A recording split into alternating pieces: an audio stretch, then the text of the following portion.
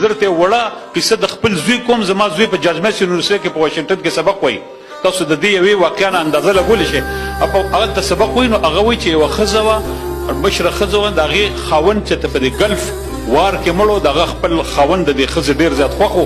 نو ما دا ډېر خفه و، ما سره ناست و. نو ما ورله د غني خان نظم ورکه قسمت چې کوم د سبزه د امتیاز په کتاب د پیلګرم اف بیوټي کندول په انګریزي کې هغه ورکړی دی. نو دی وایي چې زه سبا یونیورسټي ته لاړم، نو سهار وختي دا ښځه راغلې او په ما پسې په یونیورسټۍ کې ګرځي. نو چې زه کله ولیدم نو ما ته وایي چې ته پاکستان ته کله ځې؟ نو ما ورته وایي چې یاره زما خو دا فی الحال داسې څه پروګرام نشته د پاکستان د تلو. نو دی ما ته وایي چې ته کله پاکستان ته ځې نو زه به تا سره ځم او زه به د دې سړي قبر له ځم او زه به د ده شکریا ادا کوم چې زما په ژوند کې څومره unanswered questions و چې جواب یې ما سره نو.